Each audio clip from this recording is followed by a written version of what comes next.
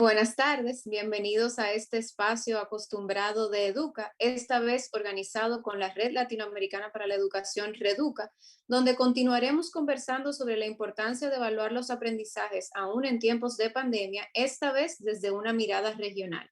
Para comenzar, cedo la palabra al presidente de Educa, don Samuel Conde. Bienvenidos sean todos a este webinar organizado por Educa, Acción Empresarial por la Educación, con el apoyo de la Red Latinoamericana por la Educación, Reduca. Nos reunimos hoy con el propósito de reflexionar junto a colegas expertos en la materia y desde una mirada regional respecto a la importancia de evaluar los aprendizajes aún en pandemia. La Red Latinoamericana por la Educación es una cooperación de América Latina y el Caribe que aborda cuestión de la educación desde una perspectiva regional para estudiar, comparar prácticas y experiencias, proponer y actuar en el contexto latinoamericano. Red a la que nos complace pertenecer. Antes que nada, quiero dar las gracias a los señores Marcelo Chávez de Ecuador, Carlos González de México, Julia Cardini de Guatemala y Anay Piscinis y Manuel Álvarez Trongué de la Argentina. Estos señores han aceptado formar parte de este webinar, que recibe también a docentes y especialistas de toda la región y en particular de la República Dominicana. Además, contamos con la presencia de la señora Verónica Spross, secretaria general de Reduca. Sean todos muy bienvenidos. La semana pasada, mientras conversábamos con expertos locales, concluimos que aplicar evaluaciones en el contexto en el que estamos no es solo importante para conocer los efectos que la pandemia puede haber tenido en el aprendizaje de los estudiantes, sino también para evaluar las innovaciones que los diferentes países asumieron ante el desafío de afrontar el cierre de los centros educativos y la suspensión temporal de la educación presencial. En este sentido, analizar el retorno a la reactivación del sistema educativo en su conjunto, los planes de educación que se han llevado a cabo en los distintos países y sobre todo, cómo y por qué evaluar, conformarán la parte medular de este webinar. Con este espacio de conversación, procuramos que los especialistas que nos acompañan puedan contribuir a generar recomendaciones a las autoridades educativas de los diferentes países de la región. Pues como ya hemos dicho, todos los actores del sistema educativo, estudiantes, docentes, padres y la comunidad en su conjunto, merecen saber el resultado de las políticas aplicadas hasta el momento. Y esto con el propósito de procurar que se puedan incorporar los ajustes necesarios para mejorar el sistema. Para iniciar el webinar, cedo la palabra a la subdirectora de Educa, Vivian Purcell, quien coordinará el debate. Muchísimas gracias y que tengan muy buena jornada. Gracias, don Samuel, por sus palabras. Este espacio lo hemos dividido en dos tandas. La primera, vamos a conversar sobre la situación educativa en cada uno de los países representados.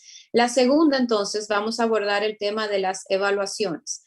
Entonces, si nos vamos a conocer la situación educativa de cada país, le pido primero al señor Manuel, en representación de Argentina, que nos cuente qué está pasando y qué han hecho las autoridades. Bueno, buenas tardes. Muchas gracias a Educa y muchas gracias a Reduca por la coordinación de este evento. La situación educativa de Argentina no escapa a la mirada de toda Latinoamérica, la mirada de la región. Hace poco tiempo atrás, el 23 de abril, Reduca hizo un evento, el tercer encuentro de ministros latinoamericanos, con la presencia de 11 ministerios de la región. Y allí se habló con mucha profundidad del estado de situación de catástrofe en toda la región. También participaron autoridades de UNESCO y autoridades del BID. Y se hizo alguna comparación sobre lo que nos estaba sucediendo, que iba a tener un enorme impacto en las trayectorias escolares y en el rezago de los aprendizajes. Todos temas que tienen que ver con la evaluación. En ese contexto quiero hablar de Argentina, y así como vale la pena tener presente la situación de la región, quiero contar que Argentina pre-pandemia era una nave educativa averiada, es decir, que tenía que ir a puerto para refacción, que tenía que solucionar muchos de los problemas que tenía en esta metáfora la nave. Con lo cual, la pandemia ha significado un impacto a una nave que tenía que ir a repararse. Es decir, la verdad que la metáfora sirve porque creo que en toda la región hemos recibido un misil en esa nave educativa. Y el estado de situación pre-pandemia nos ubicaba entre las evaluaciones de PISA para ir a un contexto internacional, entre los últimos 15 países. Sabemos que Latinoamérica está en la cola, y si bien Argentina tiene diferentes calificaciones en virtud de que somos 24 jurisdicciones, la ciudad de Buenos Aires se calificaba muy alto y por encima de la media de Latinoamérica, pero la Argentina estaba entre los 15 países que se ubican en la cola de los resultados PISA, con algún matiz de calificación en lectura y peor en matemáticas. La verdad que hemos tenido también diferentes evaluaciones de nivel nacional, que las venimos realizando hace mucho con el ONE, Operativo Nacional de Evaluación, y con los programas Aprender en la última administración, que también prácticamente indicaban con cruda realidad los mismos resultados de PISA o resultados muy similares. Grandes problemas en matemáticas y problemas en comprensión lectora y en ciencias. Durante 2020, el estado de situación se agravó evidentemente por la pandemia, que nuestro año lectivo comienza en marzo, así que a las pocas 2 semanas de comenzar el ciclo presencial se cerró, y luego en una enorme parte del año, aproximadamente el 80%, nuestro territorio es muy grande y por suerte hubo provincias que pudieron tener presencialidad, pero la generalidad tuvo muy pocas clases abiertas, sí reanudadas por suerte al comienzo del año 2021, y esto sí hay que mencionarlo con un enorme esfuerzo del Consejo Federal Educativo, que es nuestra autoridad que reúne a las 24 provincias. Esto tuvo una firma con un símbolo especial acompañado por el presidente de la Nación, y hubo un compromiso por la presencialidad. De vuelta nos volvió a la segunda ola del coronavirus, nos volvió a impactar, y a las 3 semanas aproximadamente se volvió a disponer el cierre de clases en una zona que se llama de alerta, que ubica la mayor cantidad de población de la Argentina, que es el AMBA, es el ámbito de la provincia de Buenos Aires y Buenos Aires, del conurbano de la ciudad de Buenos Aires. Esto nos llevó a mucha polémica, familias que salieron a la calle a pedir la presencialidad, sobre todo en Ciudad de Buenos Aires, y esto llevó hasta judicializar el proceso y que llegue a la Corte Suprema.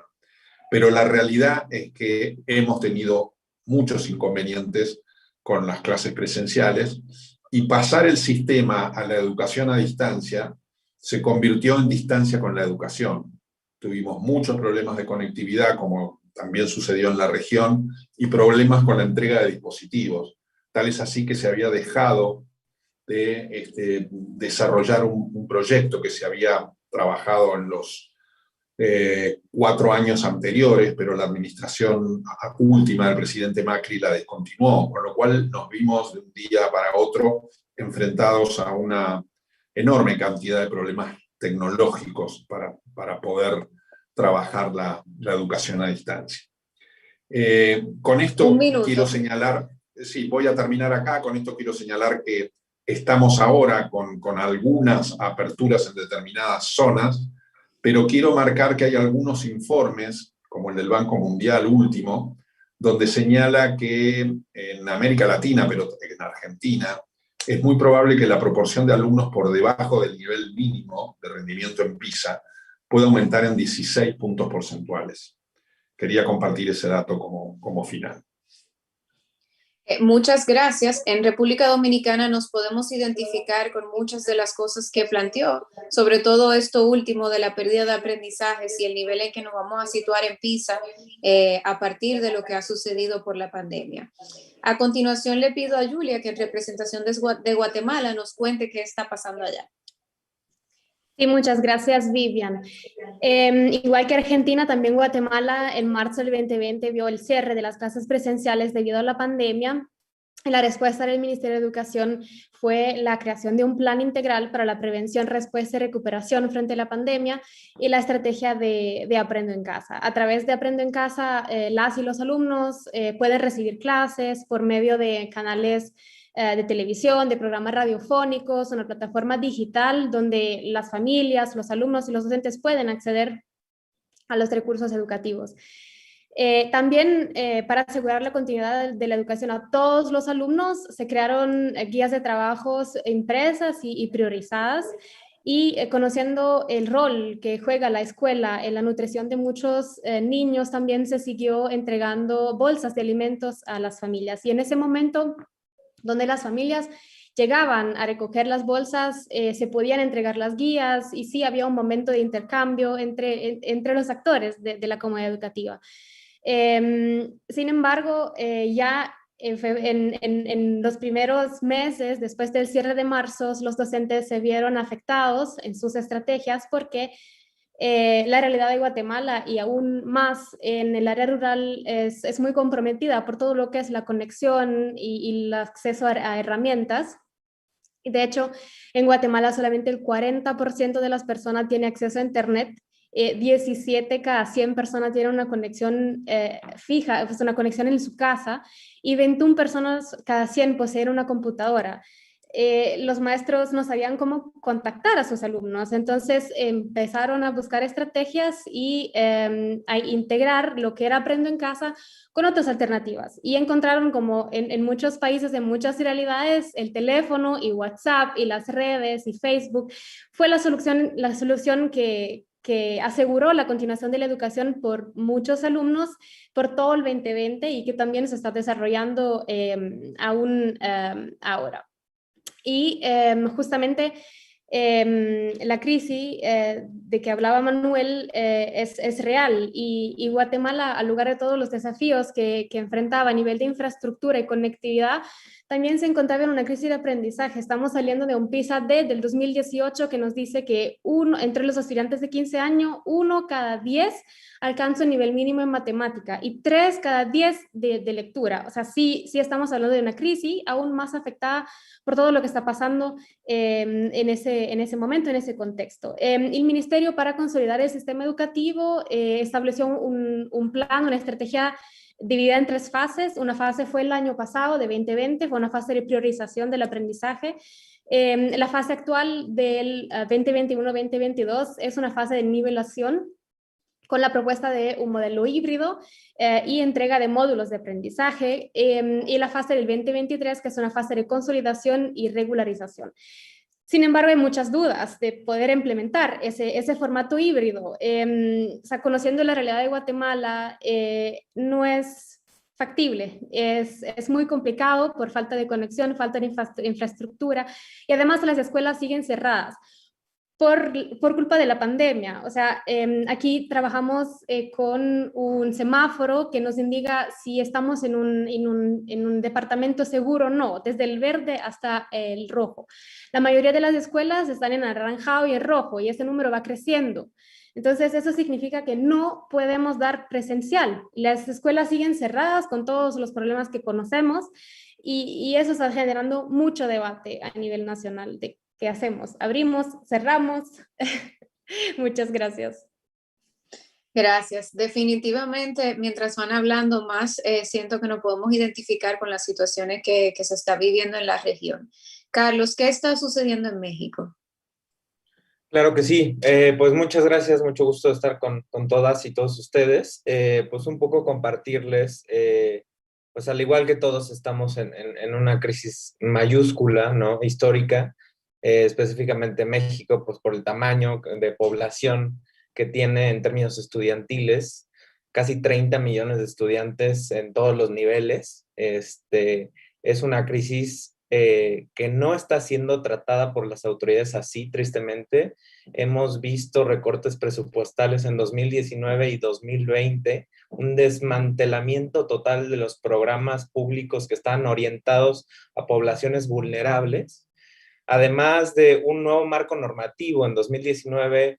Nosotros venimos de un cambio político también, y ahora estamos casi en plena elección, van a ser las elecciones el 6 de julio acá. Entonces se viven, digamos que momentos con mucha tensión. Eh, Además de que sabemos que la brecha ha aumentado, partiendo de datos de 2020, 1 de cada 2 estudiantes en México vivía en situación de pobreza. Entonces, eso es brutal para empezar y como punto de partida con esta parte que mencionaban ustedes de rezago acumulado. ¿Qué es eso? La pobreza ahora educativa va a ser el rezago acumulado más el rezago de la pandemia, ¿no? Y eso, pues las últimas evaluaciones del aprendizaje, si de por sí ya mostraban preocupación, también en nosotros, alrededor de 6 de cada 10 estudiantes se encuentran en nivel insuficiente en lectura y matemáticas. Ahí obviamente varía por regiones, pero digamos en términos generales así está. La infraestructura, además, se encuentra abandonada desde hace tiempo. De 250,000 escuelas en educación básica, 41,000 no tienen agua, es decir, 1 de cada 5. 16,000 no tienen sanitarios, casi 1 de cada 15. Y 18,000 no tienen servicio de electricidad. Además de que hemos visto de forma preocupante un incremento grande del vandalismo y robo a las escuelas. Aquí en México entran a las escuelas a robar antenas, pintarrones, laptops, todo. No tenemos todavía el dato concreto, pero estamos preocupados en el seguimiento que hemos venido dando al respecto de ese tema y pues obviamente de la falta de respuesta de la autoridad ante un plan concreto. Ahorita nosotros tenemos en septiembre de 2020, sacaron una guía con 9 intervenciones cuando estaba todavía a cargo de la Secretaría de Educación Pública, Esteban Moctezuma, y hace 2 semanas, en mayo, sacaron la Estrategia Nacional para el Regreso a Clases, porque ahora está, pues, estamos nosotros en plena discusión, ¿no? De se regresa, no se regresa. Esta estrategia menciona planes locales, menciona encuestas, menciona varios pasos, ¿no? Ahora no hemos visto ninguna encuesta de ningún estado que ya entró a clases presenciales, ¿no? Con etapas piloto y demás. Entonces, digamos que vemos una amplia falta de planeación, ¿no? Una improvisación brutal que preocupa tanto en términos federales como en términos locales, y al mismo tiempo también, pues venimos nosotros de eliminar una prueba que le llamábamos Planea, ¿no? Era una de las pruebas de evaluaciones nacionales del aprendizaje que se implementó en 2015, bueno, y tristemente pues ya se eliminó. Ahora todavía no tenemos rumbo o barco. Se eliminó además el Instituto Nacional para la Evaluación de la Educación, que era un instituto autónomo. En su lugar ahora está la Comisión Nacional para la Mejora Continua de la Educación, que ya no tiene autonomía, pertenece directamente a la Secretaría de Educación Pública. Y se dice, sin más información, que va a haber una evaluación diagnóstica censal al inicio del ciclo escolar y que pretende ser pues una herramienta tanto para docentes como pues para tomar decisiones a nivel sistema educativo, y que incluirá una parte de socioemocional, que eso es algo nuevo en México. Todavía en México estamos muy lejos de tomar en serio estos temas de salud mental, salud socioemocional, bienestar, y que pues estamos ya sufriendo de forma amplia. Entonces, pues el panorama de la pandemia a nosotros también nos pinta mal. Se prevé un abandono de entre 4.5 y 5 millones de estudiantes. Entonces, además de que aprende en casa, pues nosotros lo titulamos como un completo fracaso, porque solamente el 5% de los estudiantes utilizaron televisión para seguir su educación. 7 de cada 10 utilizaba el celular. No Un vi minuto. respuesta de la autoridad en términos de ofrecer, por ejemplo, paquetes de Internet, que eran muy necesarios. En México la penetración del Internet está por ahí por Guatemala, entre 50 y 60% de la población. Entonces, hubiera sido quizá una mejor política pública, cuando menos orientada mucho más a la población vulnerable, que quizá hubiera podido ayudar sin duda a que las brechas no se sigan ampliando, ¿no? Y las brechas de desigualdad, las brechas digitales, las brechas de género, todas. Entonces, pues ahora sí que preocupa esta falta, digamos, de reacción, ¿no? Ante la crisis, y ahora sí que pues nos seguimos escuchando en la siguiente. Gracias, Carlos. Mencionaste algo que me llamó mucho la atención y es esta evaluación del aspecto socioemocional, porque la situación que estamos viviendo definitivamente ha despertado un interés de las autoridades por darle ese acompañamiento, o por lo menos esa es la idea que pensamos, que se le debe dar el acompañamiento y que hay cierto interés de dárselo. Entonces, que se pueda realizar esa evaluación para ver dónde y cómo están nuestros estudiantes es una idea bastante interesante. A continuación, y para terminar este bloque, entonces le pido a Marcelo que nos cuente qué está sucediendo en Ecuador. Muy bien, muchas gracias. Un saludo a todos. Pues yo quiero manifestar lo siguiente. Con respecto a la pandemia, el Ministerio de Educación estructuró el Plan Nacional de Educación COVID-19. En este plan, pues se han planteado dos fases claramente diferenciadas, que es Aprendamos Juntos en Casa, que se utilizaron los medios de comunicación como la televisión, la radio, y también unas fichas pedagógicas que se prepararon para los docentes. Pero sin lugar a dudas que esta primera fase ha tenido serios elementos negativos, porque la realidad antes de la pandemia ha sido que más o menos como más de 4 millones de alumnos en las instituciones educativas del país, sea desde el sostenimiento público o también privado, ya que hay una figura que se llama fiscomisional, es decir, instituciones particulares con ayuda parcial del Estado, hacían esfuerzos mancomunados para tener conectividad y tener tecnología. Pero sucede que de todos estos alumnos, el 75% van al sistema público. Pero hablando de conectividad y de aspectos informáticos, podemos determinar que 2 millones de estos 4 millones tienen conectividad, pero 1 millón no tiene computadora ni internet en sus casas, en sus hogares. Por lo tanto, este plan educativo COVID en su primera fase ha tenido esa contraposición, porque en el sector urbano se puede tener acceso, pero en el sector rural, que son amplias zonas del país, hay una diferenciación bien marcada. Además, en el tiempo de gobierno de Rafael Correa, se estableció todo un plan para establecer infocentros, que eran centros con computadoras en sectores rurales, donde las personas podían ir a conectarse. Pero en el tercer semestre del 2020, esto se desmanteló y se desarticuló, dejando sin la posibilidad de que en amplios sectores rurales se pudieran conectar. Pero además de todo esto, el plan educativo COVID-19 y en la primera fase, entendemos que se ha hecho un esfuerzo grandísimo porque los docentes pudieran prepararse, porque además de todo, pues no es que han sido nativos digitales y no es que en la educación normal o presencial la tecnología ha estado presente para desarrollar todos los procesos de formación y aprendizaje. Esto también ha significado otro gran problema en torno a la gestión que se puede ir desarrollando. En los actuales momentos son un número limitado de instituciones educativas, más en el sector rural, que han sido autorizadas por el Comité de Operaciones Especiales de Emergencia que hay en el país para que pudieran regresar a una semipresencialidad. Todavía no se ha dado paso a la fase 2 de este plan educativo COVID-19, que implica el retorno paulatino a las instituciones educativas. Lo que sí se ha hecho es también una evaluación de aspectos socioemocionales, porque desde el plano de gestión pedagógica se ha interrelacionado desde el currículo la contención emocional, y en estas fichas pedagógicas que estaban direccionadas al sector fiscal con mayor énfasis, pues sí se ha tratado de vincular incluso la formación en valores, la implicación de la familia y sobre todo que los estudiantes puedan contextualizar el aprendizaje. Pero no obstante de estos grandes esfuerzos, cabe una gran pregunta. ¿Cuándo es que se va a nivelar todo aquello que no pudieron aprender?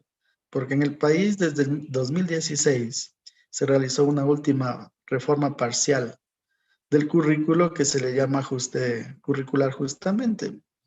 Pero ahí hay un planteamiento de destrezas con criterio de desempeño. El ministerio tomó la decisión de que solo se desarrollaran las destrezas básicas imprescindibles, es decir, lo mínimo del currículo.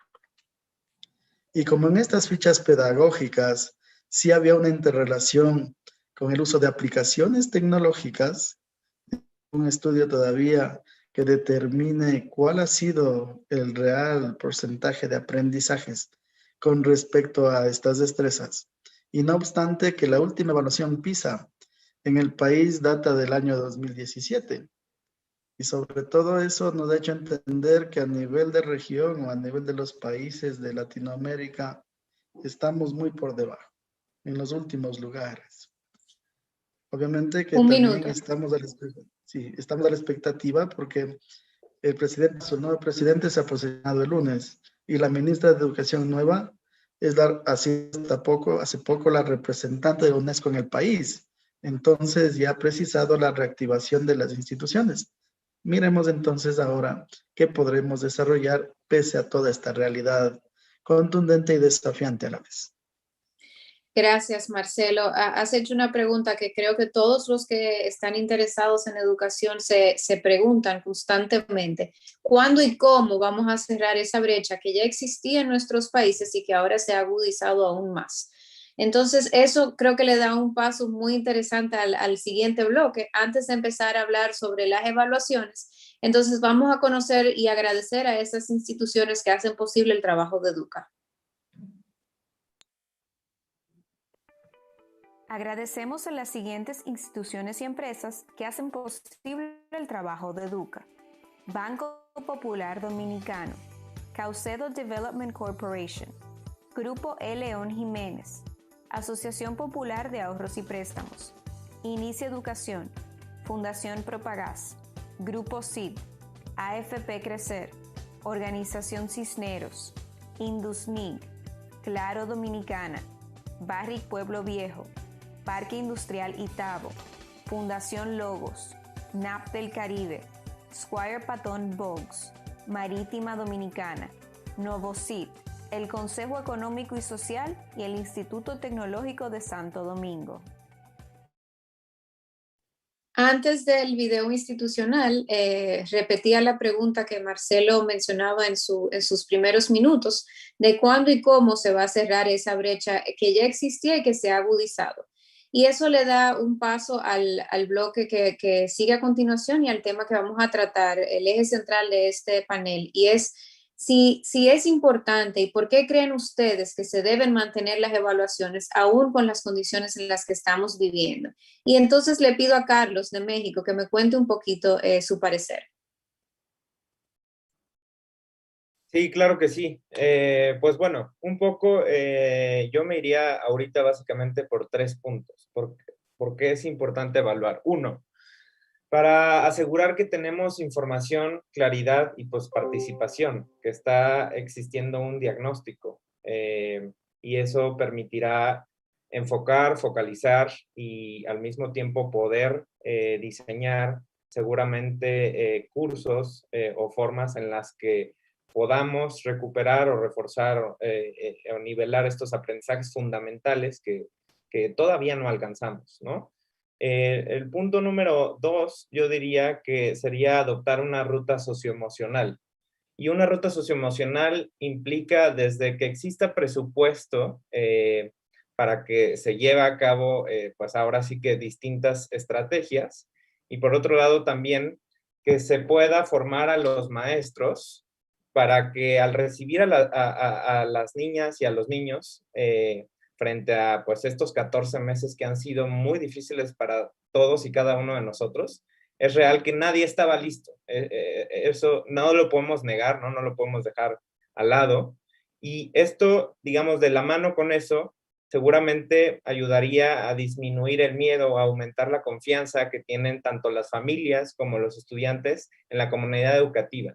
Yo creo que esta es una oportunidad única que tenemos en la historia de repensar cómo puede ser este trío dinámico, familias, docentes y estudiantes. No podemos desaprovechar que las familias, a la hora de estar viviendo ya directamente de cerca, en casa, pues parte de los procesos de enseñanza-aprendizaje, sin duda han aumentado su empatía, seguramente. También han pues colaborado o intentado ayudar, ¿no?, a los estudiantes que estén en casa.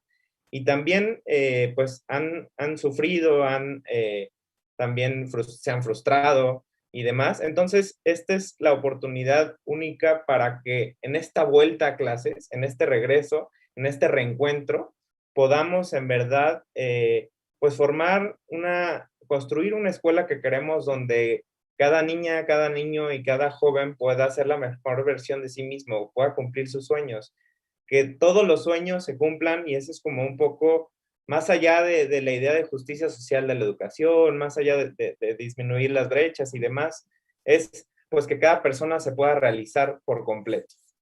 Y digamos, complementaría esto, las evaluaciones también nos permiten conocer las barreras y las pérdidas. Y esto, a su vez, también nos puede guiar sobre las disposiciones y las limitaciones de las familias, en este caso, que no podemos dejarlas de lado. Ahora ya es parte del trío dinámico esto que digo, y pues obviamente tenemos que ayudar a guiar a las familias, ¿no? Porque es un hecho que no saben mucho por dónde, preguntan, investigan, pero pues hay en general pues amplio desconocimiento sobre cómo llegarle, cómo entrar.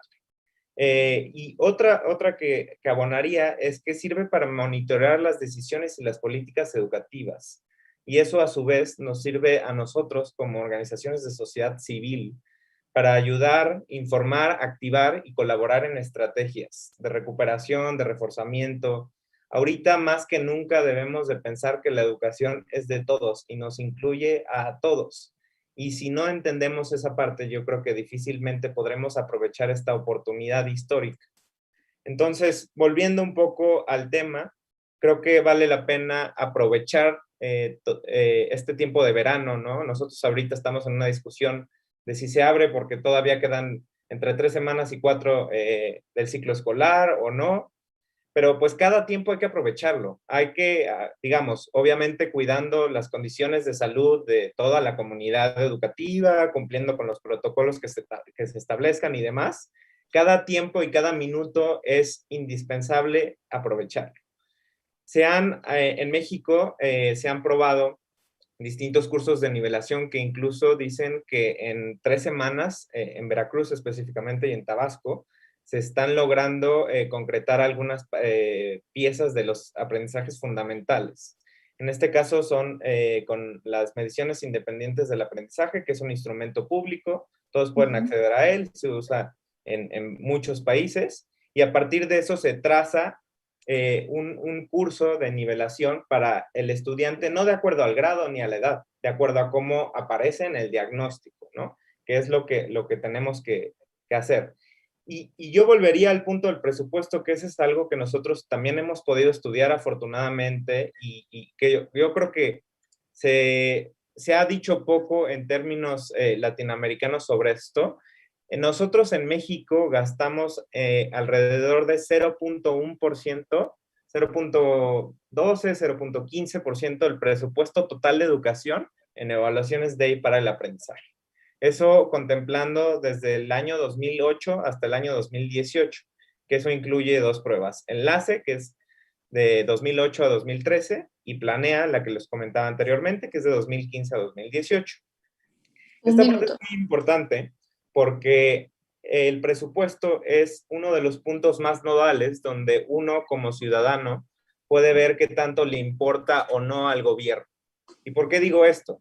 Porque en México ahorita nosotros estamos viviendo decisiones que parecerían irracionales, como comprar una refinería, como apoyar cosas que a futuro todavía no nos queda claro cuál es el beneficio social, ¿cómo es que va a apoyar más, o sea, a las personas más vulnerables que eso? Siguen continuando creciendo estas brechas, y esta parte del presupuesto al final también nos está diciendo qué tanto le importa a los ciudadanos y al país, pues esta parte, porque ahora que tenemos las elecciones, pues ahora sí que como son de las pocas oportunidades ciudadanas donde uno puede un poco hacer valer su voz, ¿no? Entonces, yo cerraría un poco haciendo hincapié en hacer un llamado importante y claro para aumentar el presupuesto en todos los países latinoamericanos, obviamente relacionado y específicamente para el diagnóstico, y que incluya esta parte socioemocional. Gracias, Carlos. Mencionaste el tema de las familias y sin lugar a dudas, el rol que están cumpliendo las familias ahora es trascendental para que pueda funcionar el sistema educativo y esa educación a distancia. Y deben ser tomados en cuenta cuando se hace el retorno, y deben ser tomados en cuenta a la hora de evaluar y a la hora de tomar decisiones de políticas públicas. Continuamos con Julia. ¿Por qué es importante mantener las evaluaciones en estas condiciones? Gracias, Vivian. En general, la evaluación es un elemento clave en la vida humana. O sea, siempre estamos constantemente evaluando lo que hacemos porque es la brújula del barco con el cual empezamos y nos da la dirección para alcanzar los objetivos. Así que es muy importante hoy que se evalúe y se considere exactamente la evaluación como un diagnóstico para entender cómo está el aprendizaje, dónde estamos en el aprendizaje, y también como un proceso formativo. O sea, a través de los resultados de la evaluación podemos mejorar, podemos aportar esos cambios necesarios que resultan de la evidencia a través de la evaluación. Y lo que hace en particular en ese contexto la evaluación una herramienta muy importante es la capacidad que nos da de obtener una imagen de cómo estamos en aprendizaje. O sea, podemos hacer un diagnóstico de las fortalezas y debilidades de lo que se hizo y de entender la dimensión del problema. Y una vez que lo entendemos, podemos reaccionar, podemos desarrollar alternativas con nuevas estrategias basadas en ese diagnóstico, basado en esa evaluación necesaria. Hablando de evaluación y recopilando un poco también, uniéndome a lo que comentaba Carlos, hay que hacer énfasis en algunas características de evaluación y acercar los instrumentos de la evaluación con las necesidades de los actores y la realidad educativa, para que eso facilite el trabajo de los docentes, de los diferentes actores involucrados. O sea, consideramos la evaluación no como una rendición de cuenta de lo que se hizo, de lo que no se hizo y ya, sino como una retroalimentación. O sea, ¿se hizo o no se hizo? ¿Por qué? ¿Qué podemos aprender de eso? Y entonces, así podemos fortalecer los aprendizajes. Y las tres características que me gustaría comentar con ustedes de la evaluación, creo que podemos hablar de una evaluación contextualizada, una evaluación integrada y una evaluación en equipo, justamente con esos actores que ya ustedes, ese trío dinámico de Carlos. Tiene que ser contextualizada a lo que está pasando hoy en la vida de los estudiantes, en la vida de sus familias y en la vida de los docentes. O sea, está pasando mucho a nivel emotivo y eso lo tenemos que tener en cuenta cuando estamos evaluando. Y tenemos que contextualizarla a dónde estamos con el aprendizaje y al aquí y ahora. O sea, vamos a ver esos aprendizajes significativos, esos imprescindibles que nos ayudan a construir una ruta del aprendizaje. Contextualizada la diversidad. No todos son iguales, hay diversidad de personas, hay diversidad de contextos. ¿Dónde están aprendiendo nuestros estudiantes? En comunidades rurales, en áreas urbanas, ¿tienen conexión? No, o sea, conocemos dónde están y también quién son los actores, con quién están aprendiendo. Están en sus casas, hay tutores, hay familiares, incluyámoslos. Ellos tienen que tener un rol activo, ellos pueden tener un rol activo en la evaluación. Y contextualizamos obviamente al proceso de aprendizaje-enseñanza que estamos haciendo ahorita y no a un sistema que estábamos utilizando antes en un contexto completamente diferente. Y la segunda es una evaluación integrada. Integramos todos los aprendizajes no curriculares que aprendieron los estudiantes el año pasado, que no están en el currículum y que les sirven pero por la vida. Y también integramos con todo ese aspecto que ya he hecho énfasis, Carlos, de un aprendizaje socioemocional. O sea, evaluamos y aprendemos para construir personas integrales, personas que pueden desarrollarse de forma integral. Y también integramos herramientas diferentes, o sea, integrada con todas las herramientas. El año pasado descubrimos muchísimas herramientas que probablemente ya estaban y no conocíamos. Entonces integrámoslas, contextualizámoslas, y lo importante es que sean centradas en el desempeño, así que nos da una idea más clara de lo que está pasando con los estudiantes. Y para cerrar, la tercera es en equipo, incluyamos esos actores, las docentes, las familias, los tutores, los miembros de la comunidad. Abrimos vías de comunicaciones con ellos que sean directas, abiertas. Co-creamos los instrumentos de evaluación o de autoevaluación que sean fáciles para que los mismos familiares lo puedan hacer en las casas o que los mismos estudiantes puedan autoevaluarse, pero conociendo la herramienta. Y compartimos también la retroalimentación. Una vez que tenemos esos resultados, compartímoslos para que juntos se puedan alcanzar esas mejoras que puede ser que solo generan mucha tensión. Entonces, integramos la evaluación en una comunidad de aprendizaje, o sea, que la evaluación sea un proceso colaborativo. Y esas serían las tres características que diría que dan relevancia a la evaluación en ese contexto y que la transforman en una herramienta útil al servicio del aprendizaje. Gracias, Julia. Me encantó eso de que la evaluación sea colaborativa, que incluya a todos los actores del proceso y que incluso se pueda hacer quizás desde la casa y con ese apoyo de la familia o de quienes han estado durante todo este año acompañando al estudiante. Marcelo, ¿por qué es importante mantener las evaluaciones? Yo considero primero que la evaluación no debe ser vista desde un punto de vista o enfoque tradicional, porque recordemos que la evaluación surgió desde el ámbito empresarial para determinar la eficiencia y la eficacia. Y claro, por ejemplo, las pruebas PISA sirven para eso, para tener indicadores. Pero más allá de eso, yo pienso que la evaluación debe ser un proceso donde se identifiquen los logros y las dificultades en cuanto a los procesos de formación y aprendizaje de los estudiantes, porque no solo podemos pensar en el aprendizaje, sino en todas las dimensiones que componen al ser humano. Y desde esa óptica o desde la educación holística entendemos que la educación va moldeando y va formando y va desarrollando las capacidades, las habilidades, las competencias. Entonces la evaluación es un soporte para ir determinando los avances y retrocesos. También hay otro enfoque como de la evaluación auténtica, donde también ya en el contexto, y los compañeros que me antecedieron en la palabra han hablado de esto, la evaluación puede contextualizarse y obviamente desde tendencias pedagógicas como de las inteligencias múltiples o del aprendizaje significativo, etcétera, podemos ir entendiendo que la evaluación también implica una mediación pedagógica del docente. Y esto implica un cambio de modelo o de microchip del docente, porque en la escuela tradicional lo único que se hace es examen mañana, prueba de base estructurada, o esto va a ser calificado. Y en la mentalidad del estudiante, ¿qué está muy dentro? Que debo estudiar para la prueba, porque si no me ponen 0. Pero lamentablemente todavía hay experiencias de muchos docentes que han pensado que la virtualidad es seguir dando clases como siempre la han dado y poniendo incluso un pizarrón detrás de su cámara. Y entonces este enfoque no está ajustado a las reales necesidades de estos momentos. Y otra cosa que yo sí pienso es que las orientaciones metodológicas para esta época de pandemia deberían actualizarse y también las precisiones y orientaciones evaluativas, porque ya han dicho un poco sobre la autoevaluación, pero yo aumentaría la coevaluación, porque dicho sea de paso, la clase se ha vuelto pública, ya no es privada, porque al lado está el papá, mamá, primo, mamá, etcétera, lo que sea.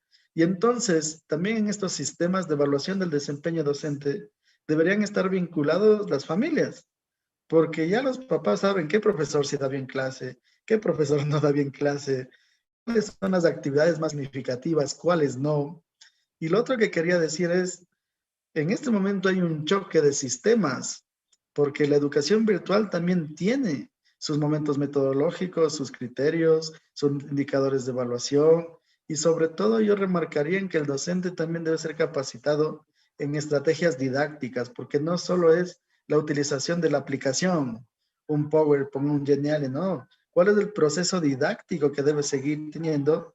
Y hay actividades de evaluación. Yo me atrevo a proponer que la evaluación, más allá de criterios, indicadores, instrumentos, debería estar vinculada a las actividades de aprendizaje y a indicadores de evaluación por actividades. Acá en el Ecuador, en el currículo, sí hay criterios de evaluación e indicadores de evaluación con respecto a cada destreza, pero el aterrizaje ya en la clase virtual o una semipresencialidad con un modelo híbrido significará que estas actividades deben ser evaluadas y de qué modo.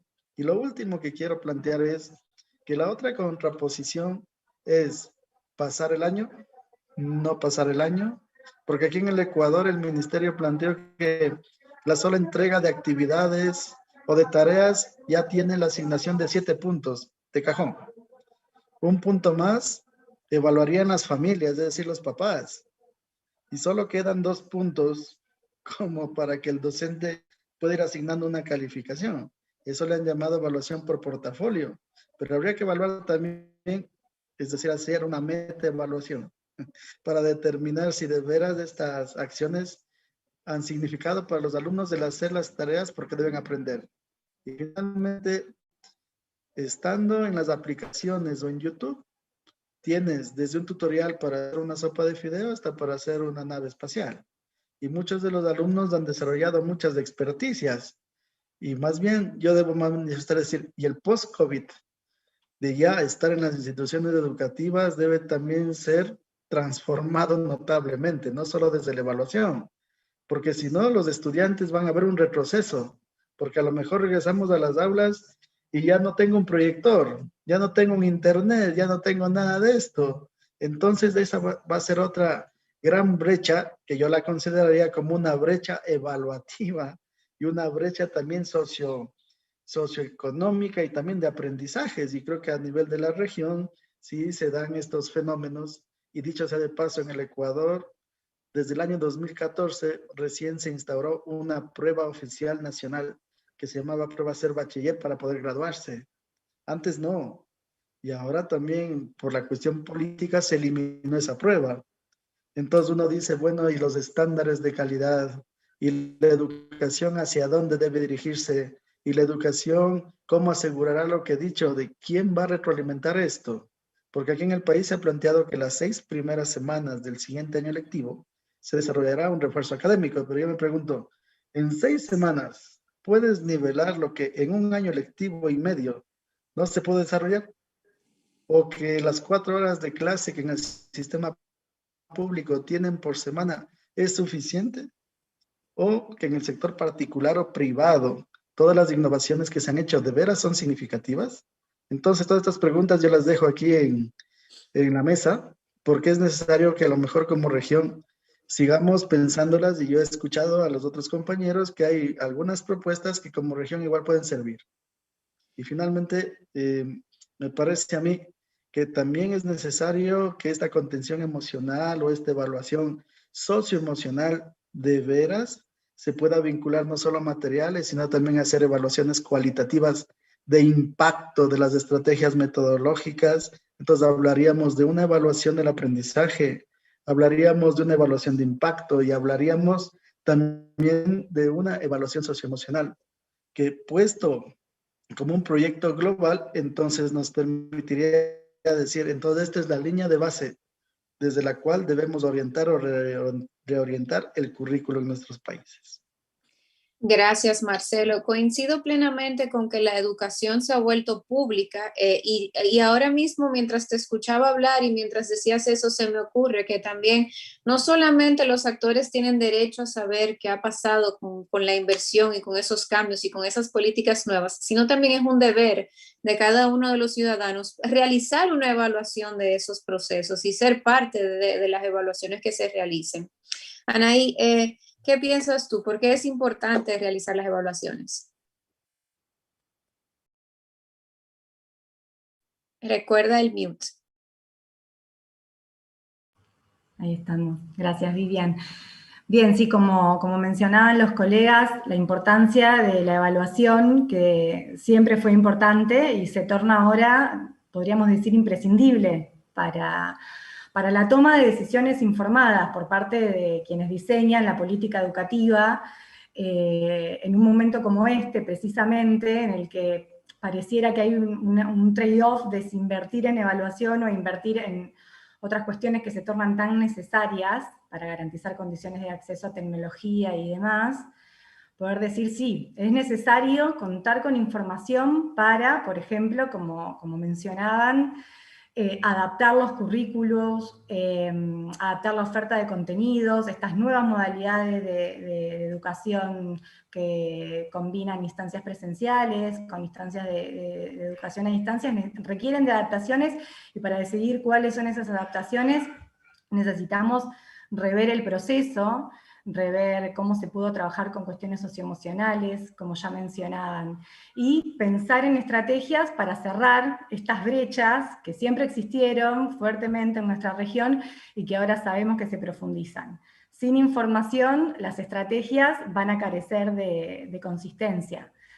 Además, yendo a lo que es la evaluación en el aula o en el espacio virtual, las devoluciones que los docentes hacen a sus estudiantes como forma de retroalimentar el proceso de aprendizaje son una parte central del vínculo pedagógico, que es lo que todos estamos de acuerdo, algo que es necesario cuidar y proteger en este contexto en el que ese vínculo se ve tan desafiado. Entonces, precisamente, estas instancias en las que los docentes evalúan los procesos de aprendizaje de sus estudiantes tienen que encontrar una forma de seguir existiendo, y quizás lo más difícil va a ser romper con ciertos paradigmas, ¿no? Repensar ahora qué es importante observar, generar nuevos criterios, ser originales, crear recorridos diferentes de evaluación, momentos del tiempo en los cuales es necesario hacer una observación, tomar un registro. Requiere de demasiados cambios, y como decía alguno de los compañeros, no se puede trasladar las dinámicas y prácticas que teníamos en una instancia 100% presencial a este contexto. Pero es difícil y los docentes necesitan de mucho acompañamiento. Y también se necesita de una gran inversión de presupuesto, que como decía Carlos, hoy en día también es el talón de Aquiles en todos nuestros países. En Argentina lo que pasó un poco en términos de evaluación, se dispuso desde el Consejo Federal de Educación, que mencionó Manuel, dos grandes cambios en lo que refiere a evaluación de aprendizajes. Lo comento por si hay algún país que comparta una situación similar. Una fue que todos los aprendizajes que tuvieron lugar durante el ciclo lectivo 2020 sí fueron evaluados y acreditados, pero se consideraron como un momento en una progresión de aprendizajes que abarca el ciclo 2020-2021, que se consideró como una unidad pedagógica. Esto llevó a que ningún estudiante repitiera el ciclo que cursó durante el 2020, ¿sí? Avanzó en su trayectoria, más allá de tener o no todas las materias, digamos, aprobadas. Y otra modificación es que ya no se habló de materias aprobadas o desaprobadas en términos de un promedio numérico, sino que se propuso que los informes que elaboraran los docentes respecto del desempeño de sus estudiantes fueran descriptivos y conceptuales, ¿sí?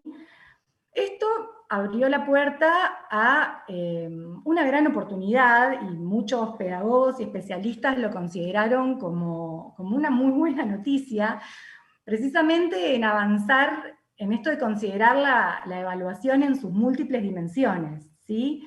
Que no se redujera simplemente a un número, sino poder hablar de otros aspectos que surgen en ese proceso de enseñanza-aprendizaje. Estas modificaciones tuvieron el objetivo precisamente de poder interpretar la singularidad del proceso en este contexto, y también de evitar caer en estigmatizaciones o profundizar las desigualdades que ya venían ocurriendo, y comprender que muchos estudiantes no tuvieron las mismas posibilidades de acceso que otros a continuar con la educación a distancia. Sobre todo por lo que ya mencionaban previamente, que tiene que ver con el deficiente acceso a medios tecnológicos y a conectividad. Hubieron muchas discusiones en torno a estas disposiciones, obviamente, pero sí, digamos, traen riesgos, ¿no? Esto de ver que hay alumnos que avanzan en su trayectoria sin tener todas las materias aprobadas o haber cumplido con un estándar mínimo esperable, genera ciertas contradicciones, pero también trae muchas oportunidades, ¿no? Esto, como decimos, de valorar otros aspectos de la realidad educativa, privilegiar la retroalimentación como posibilidad de brindar información sobre los aprendizajes, fortalecer así lo que son, ¿no?, los procesos metacognitivos, y en lo que mencionaban de habilidades socioemocionales, esto trae un fuerte impacto en desarrollo de autonomía, autoevaluación por parte de los estudiantes, las familias acompañando, ¿no?, como este tercer actor que siempre fue importante, pero que ahora aparece con mucho más protagonismo. Sí trae el desafío de que los docentes puedan tener la capacidad, la disposición, el tiempo. Sabemos que en todo este minuto.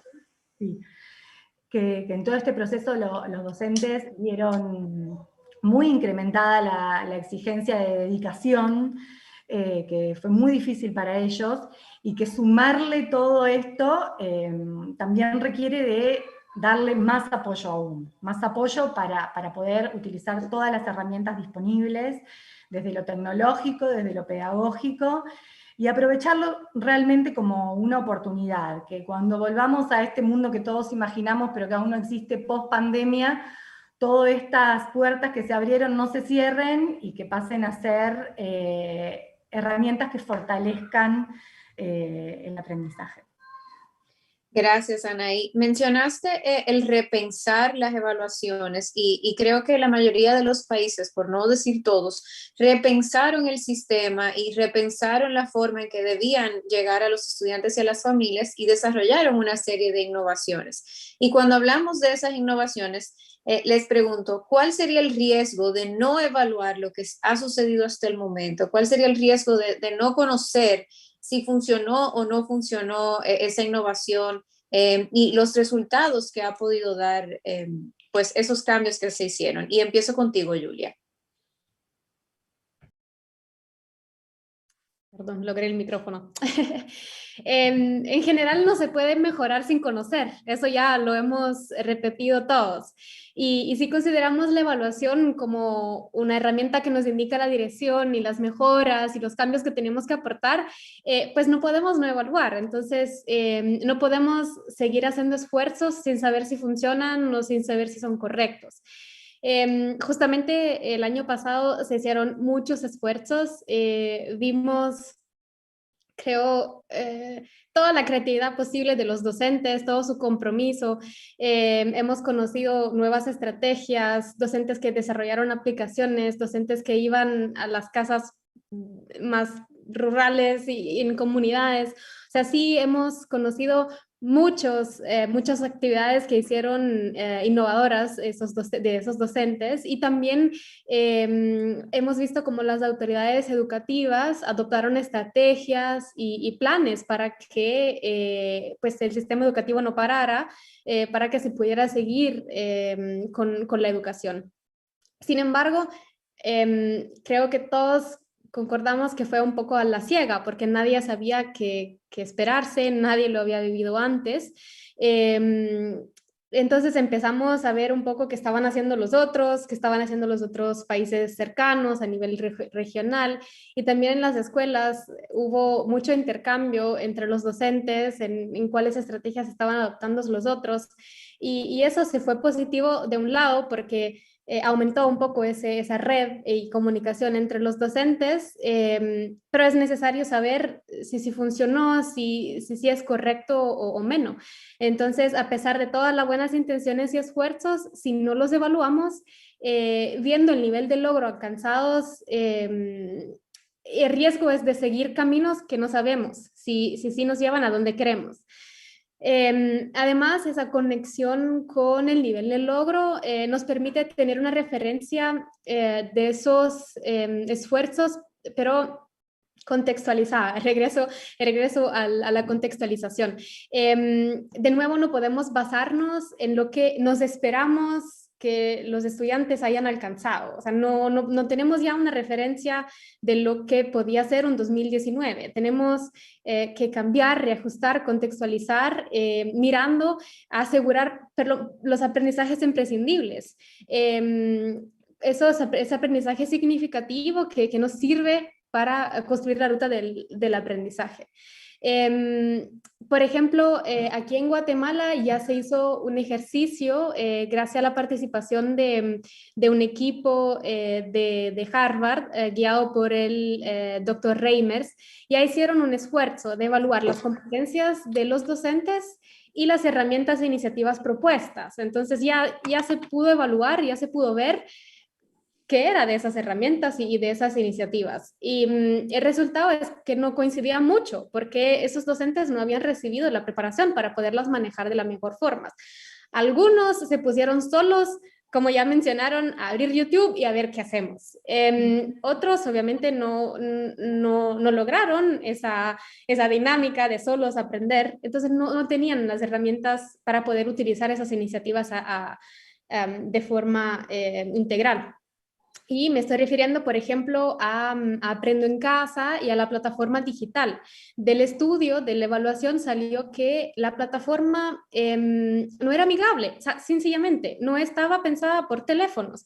Cuando tenemos una mayoría de usuarios que la utilizan y que van a acceder a los recursos educativos a través de un teléfono.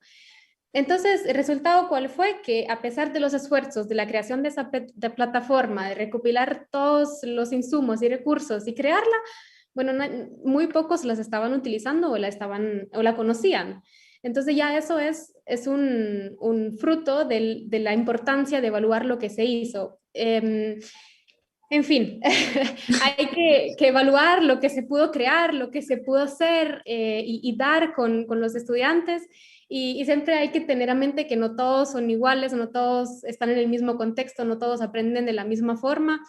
Entonces, lo que se hizo fue una evaluación de lo que se estaba haciendo, de lo que se dejó de hacer, de lo que construyeron juntos, lo que funcionó, porque a veces sí, simplemente lo que funcionó o lo que no funcionó, para alcanzar los logros o ese aprendizaje significativo, esos imprescindibles. Y sabemos que es un proceso formativo, o sea, sí tienen que seguir y a través de la evaluación y evaluando todos esos procesos y esos esfuerzos, podemos identificar la ruta y pues la mejora de la educación. Gracias, Julia. Mencionaste muchas cosas que me llamaron la atención, pero sobre todo me encantó el ejemplo de esa evaluación que se hizo a través de la universidad, que pudo ilustrar la necesidad y el por qué es necesario realizar las evaluaciones. Anaí y Manuel, ¿cuál es el riesgo que corremos si no realizamos evaluaciones? A ver, nosotros como somos argentinos lo vamos a hacer como Pimpinela, que lo deben conocer, lo vamos a hacer de a dos a la respuesta. Bueno, la primera parte con respecto al riesgo.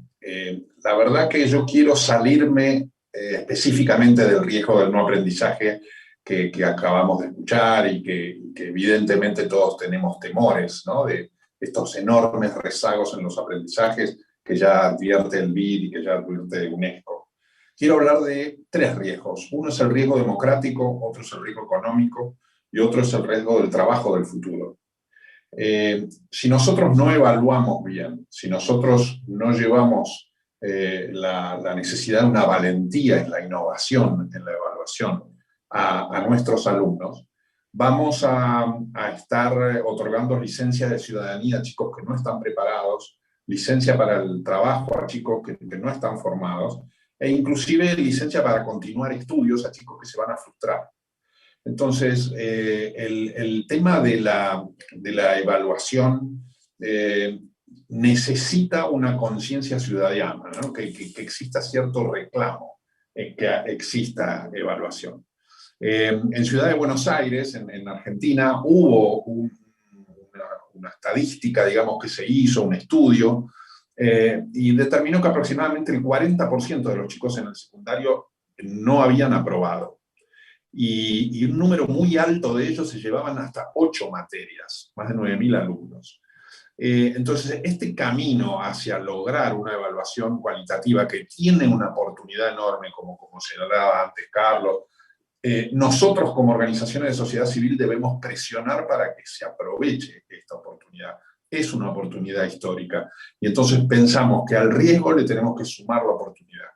La dejo a Anaí que va a completar este análisis muy apasionado. Gracias, Manuel.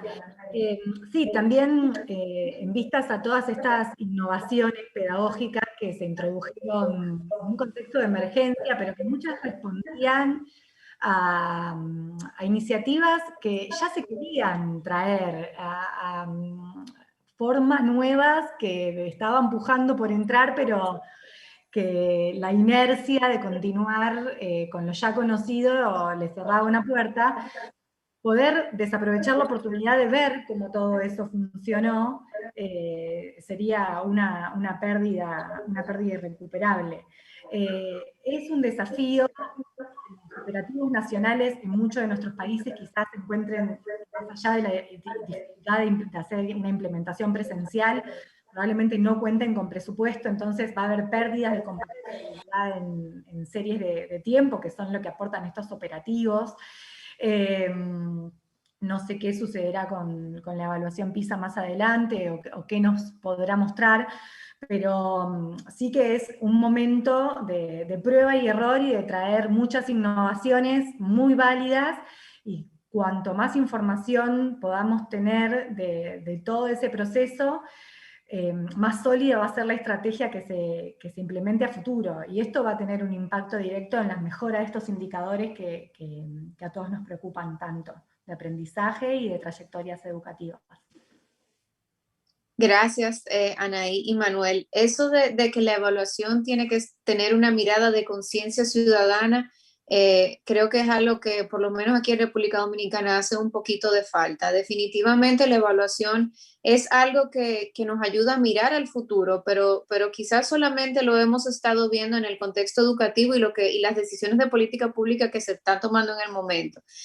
Pero no estamos pensando cómo esas evaluaciones nos van a poner a pensar lo que va a suceder en los próximos años en cuanto al trabajo, a la democracia y demás. Marcelo, ¿cuáles son esos riesgos desde tu punto de vista? Desde mi punto de vista existen como varios niveles en los cuales se pueden generar riesgos. Un primer nivel es el nivel de la Autoridad Educativa Nacional, porque todos los procesos de gestión educativa deben ser evaluados, pero procesualmente y sistemáticamente, porque caso contrario no se podría llegar a determinar qué procesos han sido los realmente válidos en esta época de pandemia, o el mismo plan educativo COVID-19 con sus 2 fases. Debería ser evaluado para determinar si de veras esto de las fichas pedagógicas, esto de que también había docentes que iban a la ruralidad y entregaban las fichas y desarrollaban clases, de veras eso ha sido significativo o no, o si de veras ha permitido realmente desarrollar aprendizajes.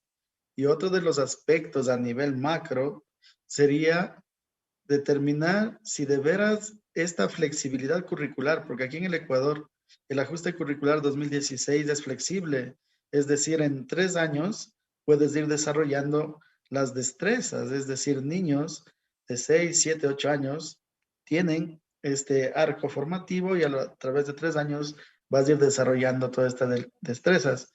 La destreza más bien ha sido acuñada aquí en el Ecuador, ya que se relaciona a un nivel competencial, mejor dicho. A nivel meso, es decir, de las instituciones educativas, se debería ir evaluando la pertinencia de las acciones que desarrollaron. Porque aparte de todo esto, las instituciones han sido como un poco autónomas para ir aplicando alguna estrategia que les permitiera ir desarrollando aprendizajes significativos. Ejemplo, que de 12 materias, a lo mejor se redujeron a 6, porque no tenían la posibilidad, como la presencialidad, de tener 35 o 40 horas de clase a la semana, sino mucho menos en clase virtual. Entonces, si no se hace una evaluación, como dije en mi intervención anterior, de impacto, no podríamos determinar qué mismo pasó. Y ahora a nivel micro ya de las áreas curriculares o de las materias, es necesario evaluar, porque no se puede considerar que solo es el contenido. No se puede considerar que solo es la prueba de base estructurada o solo la calificación que obtuviste. Sino es necesario mirar el proceso en su conjunto, pero también es necesario determinar cuáles son las habilidades que no han sido desarrolladas y cuáles son las habilidades que necesitan una atención especial, específica, y sobre todo si en todo este entramado también se pudieran atender las necesidades reales de los estudiantes. Porque a mí me impactó la intervención de Carlos, su primera intervención, donde hablaba de la cuestión socioemocional, en el sentido de que también la evaluación debería incorporar indicadores, instrumentos, obviamente cualitativos, para determinar el impacto. Y lo otro que también debería hacerse es cómo se va a evaluar el impacto en estudiantes de necesidades educativas especiales, por ejemplo. ¿Ya? Porque esto es determinante, porque a veces pensé que el currículo es global, globalizado, contextualizado, pero ¿cuáles podrían ser los instrumentos para determinar qué mismo pasó con estos niños o adolescentes que requieren adaptaciones significativas o no significativas, asociadas o no a la discapacidad? Y entonces, en todo este contexto, yo miro que pueden haber innovaciones que pueden ser muy valederas. Julia habló de aprendizaje colaborativo. Yo iría un poco más allá, que para evitar estos riesgos, por ejemplo, podrían desarrollarse innovaciones como, por ejemplo, comunidades de aprendizaje, donde hay actuaciones educativas de éxito, ¿no? Y donde grupos interactivos, bibliotecas tutorizadas, la implicación de la familia, las tertulias dialógicas, tertulias pedagógicas, podrían tener una incidencia gravitante, en el sentido de que eso va mucho más allá de cumplir rígidamente un currículo, un número de destrezas, un número de contenidos, y que el aprendizaje ahí sí se vuelve significativo en tanto en cuanto la familia se vincula, como decíamos, ¿no? O en tanto en cuanto también las aplicaciones informáticas, digitales, interactivas, cumplen su función en tanto en cuanto son medios, porque el otro problema es ese, que muchos docentes han creído que el PowerPoint, el Genial o todo lo que quieras es una finalidad, cuando no lo es. ¿Ya? Si no tienes el componente de estructuración didáctica o la estrategia metodológica clarita, no puedes. Y por último, yo veo que al nivel micro también deberíamos de aterrizar, hacer una evaluación vinculando a las familias. ¿Por qué? Porque a lo mejor vemos todavía a la familia como un actor externo. Y disculpen que mencione de nuevo las comunidades de aprendizaje. La formación de las familias desde la óptica del aprendizaje dialógico es clave, en el sentido de que todos debemos tener un diálogo igualitario, participativo, constructivo, y que debemos también aprender a escuchar, ¿no? Docentes, por el ámbito de que debemos mirar también cómo las propuestas llegan y cómo las propuestas son viables, contundentes, precisas. Y también termino diciendo esto. Yo he tenido algunas experiencias de dar el papel protagónico a los estudiantes. Y creo que son los últimos y que no están vinculados en todo este escenario, ¿ya? Porque estamos pensando todavía adultocéntricamente y no les damos el papel preponderante. ¿O cuándo es que a nivel país hemos armado una gran encuesta, por ejemplo, para decir, ¿y qué opinan los estudiantes del plan que hemos desarrollado como país? ¿O qué opina mi estudiante de mi colegio, a lo mejor donde soy rector? ¿Qué opinan? ¿Qué dicen? ¿Estarán contentos? ¿No estarán contentos? ¿O por qué creen que algunos no se conectan a las clases virtuales? O la típica, profe, mi cámara está dañada, mi internet no funciona. O a lo mejor es porque la clase no le significa nada. Entonces, Por eso hablabas también de un cierto nivel de aterrizaje, pero no como los juguetes cuando se quedan sin batería, que se van de golpe al piso, sino más bien un aterrizaje adecuado y que no solo pensemos en lo cuantitativo de la evaluación, sino también en las categorías cualitativas que pueden marcar las tendencias a lo mejor socioemocionales, socioeconómicas, y que esta brecha ya educativa y esta brecha pueda ser asumida por las políticas públicas, pero de manera real. Porque yo también pienso que no es que se han puesto a mirar la globalidad del problema educativo, sino que han dicho a muchos gobiernos, hagamos esto y bueno, digamos algo, a ver cómo sale. No es como sale, sino que esto debería tener una fundamentación didáctica, epistemológica, y sobre todo, yo hablé antes del enfoque evaluativo. No podemos seguir en un enfoque tecnocéntrico o tecnológico o del nivel empresarial. No podemos, ¿no? Sino que la evaluación servirá para apuntalar el proceso de crecimiento, el proceso de desarrollo cognitivo de las operaciones intelectuales, de la psicomotricidad, de la interacción social. 30 segundos. Y sobre todo, alguien hablaba de ciudadanía, de cómo podemos vivenciar valores ciudadanos desde la escuela, y también eso debería ser evaluado. Gracias, Marcelo. Muy valiosos tus aportes. Definitivamente la evaluación tenemos que aterrizarla al nivel de los estudiantes y preguntarle a ellos y que sean ellos la voz que nosotros escuchemos para tomar las decisiones en los meses que vienen a continuación. Carlos, cerramos este bloque contigo porque ¿cuáles son los riesgos que vamos a correr si no realizamos las evaluaciones? Pues yo creo que yo más bien me uno a varios de los comentarios que han dicho los colegas. Un poco la visión es, retomo, como esto de navegar sin rumbo, no evolucionar, no saber hacia dónde.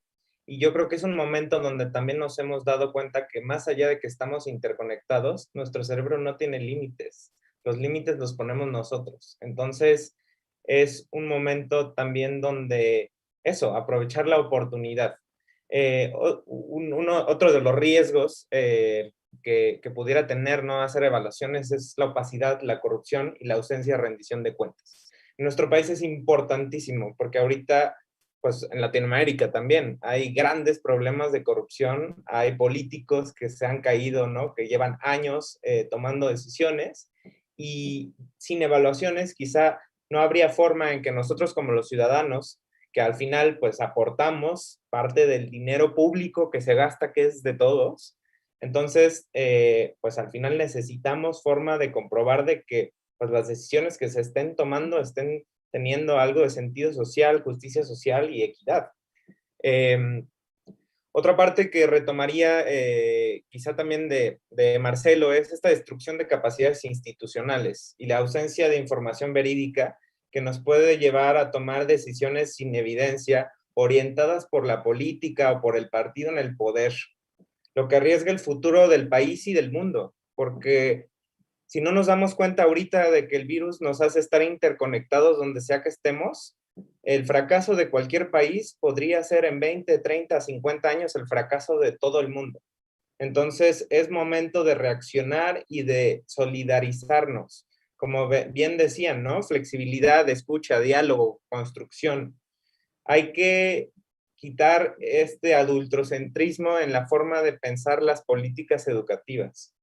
Y yo quisiera mencionar un ejemplo de esto. Nosotros acabamos de hacer una evaluación de impacto justo con 2,000 estudiantes, 2,000 niños y 2,000 pues, tutores, padres de familia, donde este instrumento, que es el que los comentaba de MIA, Medición e Independencia del Aprendizaje, el estudiante selecciona, digamos, lo que va a resolver. Se le pone un pool de opciones y el estudiante selecciona 2 de esas 8, ¿no? Y después se sigue con la prueba. Entonces, yo creo que es esta parte de la creatividad que se mencionaba de que no hay límites. Pensemos nuevas formas y quitémonos estas viejas estructuras y prácticas que mantenemos. Y ahorita la juventud tiene la oportunidad única de dejar de continuar con esto que no ha tenido resultado, en hacer las cosas igual.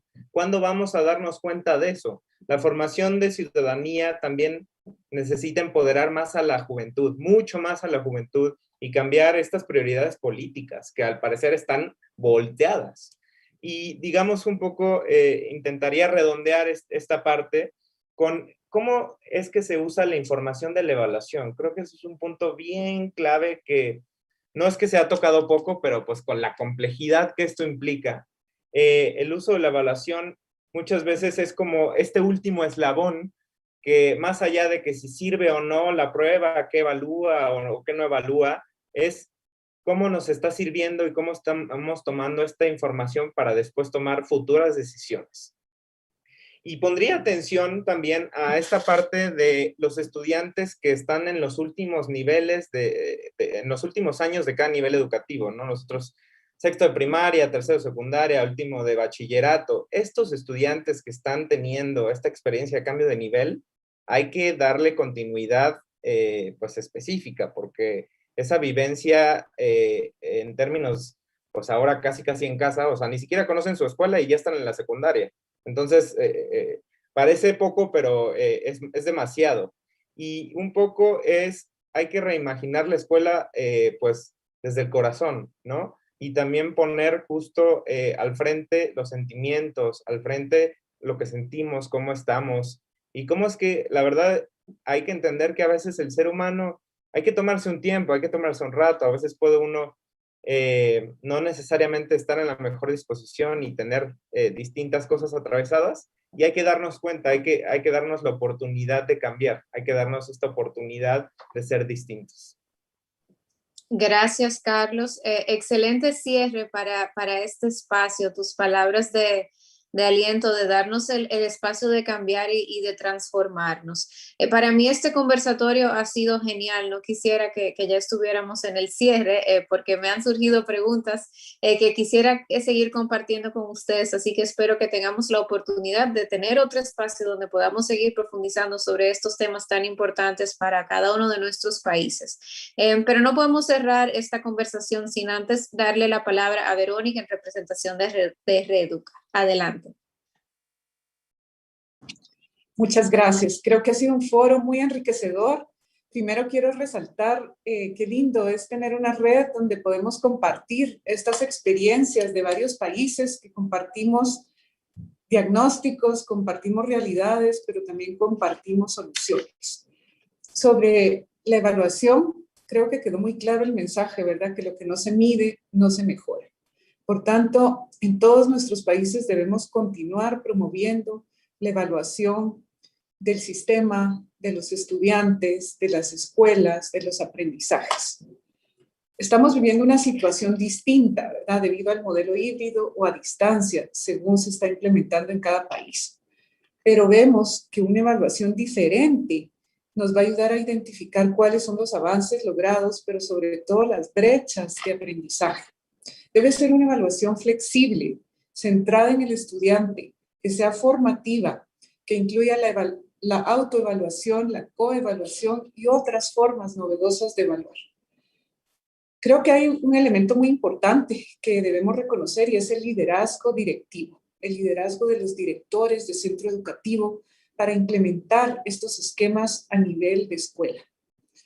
No podemos esperar a que nos vengan los lineamientos, ¿verdad? Podemos trabajar a nivel de centro educativo, en comunidad docente, en esas comunidades de aprendizaje. Así que lo más importante es que tengamos claro que la educación ayuda a mejorar y que podemos contextualizarla, podemos tomar lo que sea útil a nuestro país, a nuestra escuela, a nuestra región. Lo más importante será nivelar, cómo alcanzar esos aprendizajes que se han perdido por esta etapa de la pandemia. Cada estudiante deberá retomar una ruta de aprendizajes para la vida, aprendizajes significativos, y todos podemos colaborar. Quiero agradecer muchísimo a Educa por haber organizado esta actividad. Esperamos tener otros. Gracias, Verónica. Y de nuevo, gracias, Manuel, gracias, Carlos, gracias, Julia, Marcelo y Anaí por acompañarnos en la tarde de hoy a tener esta conversación que estoy segura Ha sido muy enriquecedora para todos los que nos están acompañando a través del canal de YouTube. Y a todos ustedes que nos están escuchando, los invito a que vuelvan a conectarse el próximo martes 1 de junio, donde tendremos otra conversación, esta vez sobre si afecta la actividad escolar el comportamiento de la COVID-19, evidencias del caso dominicano, un estudio que ha estado realizando Educa con la UAFAM y el Consejo Nacional de Competitividad, a la misma hora y por el mismo canal. De nuevo, agradecerles a nuestros panelistas, agradecerles a la Red Latinoamericana por la Educación por acompañarnos en este espacio y hasta la próxima.